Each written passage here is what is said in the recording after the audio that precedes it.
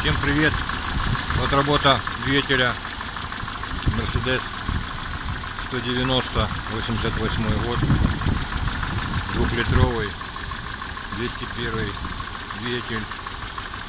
И такой вот слышится глухой такой стучок. Я вот подозреваю, что это может быть или в постели гуляет распредвал, и может быть нарушена система самих клапанов, то есть гидрокомпенсаторы могут подклацывать из-за этого. Вот даже такой цик, послышалось, как будто бы удар произошел по клапану. Если кто что знает, подскажите, разобрать, поменять распредвал или головку, или что делать, короче, я не знаю.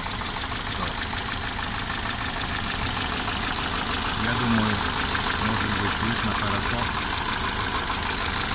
Но такой глухой такой стучок.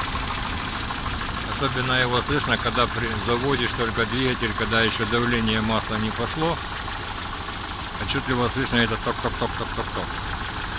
А сейчас попробую газануть, может что-то будет слышно. Вот, наверное, слышно, да?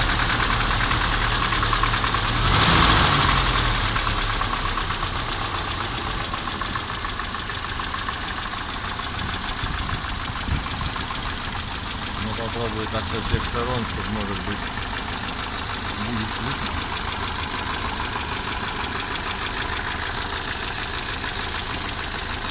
Да, цепочка тут подтянута, конечно.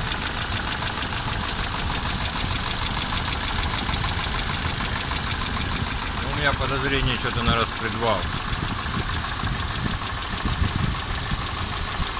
Ну, были мысли, конечно, что может быть стучат и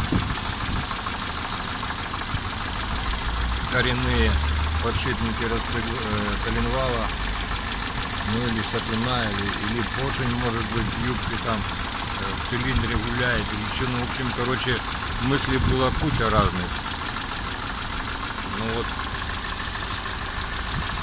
может кто-то что подскажет. В общем, вот такая вот у меня проблемка.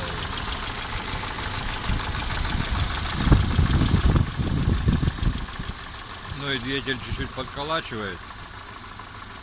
Я так думаю, что может это вот как раз из-за того, что гуляют клапана. Вот слышно было цок только что, если кто слышал.